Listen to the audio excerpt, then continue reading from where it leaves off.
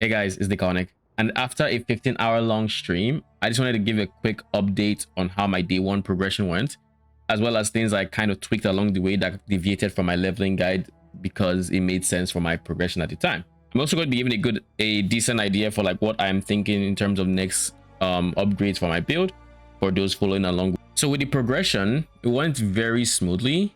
I think I got a lucky mercenary drop in Act 2 where I got like 2 chaoses. And with those 2 chaoses, I was able to pick up a very early reverberation rod. So from Act 2, I had my reverberation rod. I gave it to my absolution. So that was Giga for campaign. I also dropped a purple stole in Act 7. So that also was a big DPS boost. And then I dropped a singularity in my second or third lab. I forget which one, but pretty good unique to the scepter. So it kind of only goes on specific mercenaries, but it's a very, very good mercenary weapon to just boost your minions damage. While on the note of mercenaries, early on I was using a mercenary that provided the wrath aura. Later on, around Act 6, I got very lucky and saw one mercenary. I think it was a fallen reverend, and that guy came with zealotry and wrath aura, so our damage was also stacked on that front.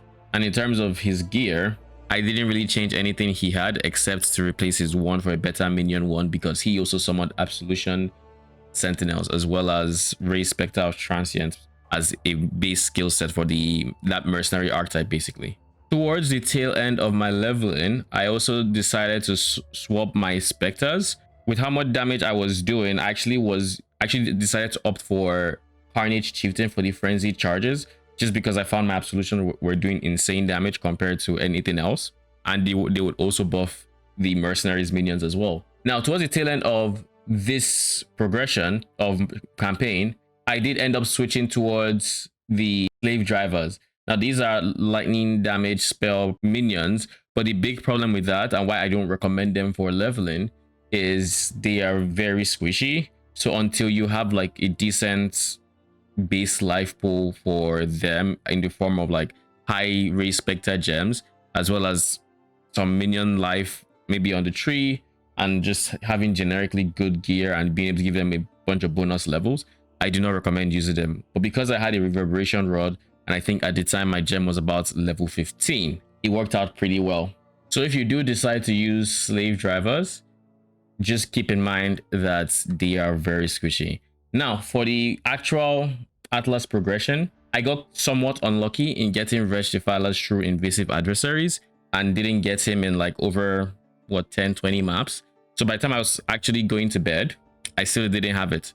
But now it is actually in the community, so I will be taking one from Global 6666, and if you need one, feel free to message me or get it from Global 6666. If you're enjoying the content and you haven't already, do consider liking and subscribing, as it helps a lot with the algorithm and with our 2025 goal of getting 2,000 subs, after which I will be doing a face reveal on stream and here on YouTube. So now to quickly go over my gear for my current setup, I have a decent investment, nothing too crazy. I have a reverberation rod. I do not even have a +1 to all minion gems helmet yet. That is going to be my very next upgrade. This is very important. My next goal is to get my raise Spectre to level 25. It's currently 22. If I can buy a level 20 gem off trade, I think I might do that. There weren't any as of when I went to bed, but now there might be. And then we have a +1 minion shield that gives chance to block. That's pretty much all it does. Jinx, Juju, 5 link. We have precision in here. Once we are able to get a 6 link precision, we'll probably end up going into the faster attack slot if I feel like I still need the accuracy there. Then for rings, we just have as much res on life as we can. And this one has damage, attack speed, and attributes life. Pretty good ring. I got this during campaign from a mercenary, I believe. Then everything else, this is kind of very bad. It doesn't even have life. Again, remember, avoid life with this guy, just in case you're wondering. And because we avoid life, it honestly tends to be cheaper. I think I got this guy for like 4C or something. This is a pretty good belt. Got from Mercenary, and then Bones of Allure, like the leveling guide suggests. Now, on the front of the passive tree, I am still on my way to the low budget. There's still some changes I need to make, but the most important things for you to take note in terms of things I changed is I went Unending Hunger simply because it was cheap. If this ends up being more expensive, don't take it. But Unending Hunger was pretty cheap. I think I got this for 5 chaos or something. This just makes Claire a bit better with the slave drivers, because then they're able to get Soul Eater. When I get more Spectres, I will be dropping this to be more in line with the low budget guide. And that's pretty much all. For my medium cluster, I got Blessed Rebirth, and that's about it.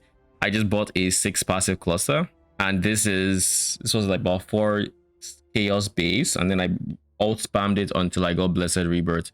It shouldn't take too many alt spams, just get Blessed Rebirth. Eventually you will want to get something that can actually, not take this point and get to this more jewel socket. But for now, things are expensive. I think a 5 was like 17 chaos. It's not worth it. Just get to 4 and pick up your Blessed Rebirth. It's a big damage boost because now your skeletons get to live for those 4 seconds. And then things I'm going to be pathing to is probably the life nodes, and just to get more block. Because right now my character doesn't have much block. We do not have our 4th ascendancy yet, but we do have the tickets, the goddess of, what do you call it? The invitations, offering to the goddess fragments. Now, on the topic of Mercenary, what I have found to be the best, like I said, Falling Reverend was really good. But then there are some other notable mentions that are pretty good, and then there are some that are like just very annoying to deal with. Another notable mention is the Kineticist. That guy uses Kinetic Blast and is actually pretty good at clearing trash monsters. And if you're struggling with Wave Clear, that might be pretty good Mercenary for you. Another guy is I think it's called a Striker.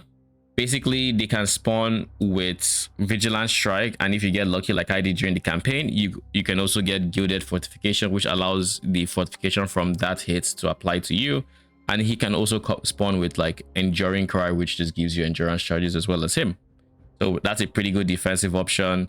I've also just been running some very random ones since maps, because like I said, I got a very good Mercenary in Act 6, but by the time I got to maps, he just started dying, so I couldn't keep up with him. So I just eventually had to just drop him and get some random stuff. So right now I'm going to be using, I believe it is a Storming Zealot. He has Wave of Conviction, so it should be a good source of exposure. Unnerving Blast gives Unnerve, which also increases the damage of spellcasters like Wretched Defilers, who I will be switching to after this video. And then he has a Wrath Aura for just more damage. Once I get his Wrath Aura, I will be dropping my Wrath Aura for probably a Zealotry or something, just for more DPS. And then of course he has a Purple Toe, and eventually in the ideal universe I will get someone who can use this Singularity, like I said, to just have that extra 100% increased damage against enemies near him. Essentially he only uses staves, I think, so as you can see, it's grayed out. And before I forget, this guy is honestly not even bad, because he uses staves, we can actually give him a Dying Breath, and that should give us a decent chunk of damage as a support skill. So just keep that in mind. That is probably what I'll end up doing, since this guy is a staff user. But if he was a scepter user, Singularity is not a bad choice either. As for next upgrades, like I said, my biggest mission is to get my Ray Spectre gem to 25, and that includes getting it to level 20, which will take it to 24, and then getting a +1 here will get it to 25.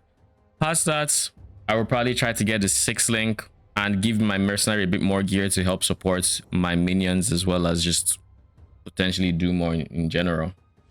And of course, I need to reduce the number of items I have that are barely giving me anything, like this glove, for example. I need to have life on everything just so I can have a bigger life pool and be less squishy. Same thing with the helmets. It has crafted life. Ideally, I want it to be like a higher roll for non-bench crafted life, So, but that about covers what I'm currently thinking for upgrades. It's going to be a bit before I can actually use a Wraith Lord or anything like that, and until then it should still be a smooth journey. But I'll be back tomorrow with a day 2 update for those who just watch YouTube, and I'll be going live not long after this update goes live, essentially. Overall, I've had a pretty good experience with the progression so far, even finishing campaign at a personal record time, and I look forward to being able to switch to Wretched Defilers for the next bit of progression.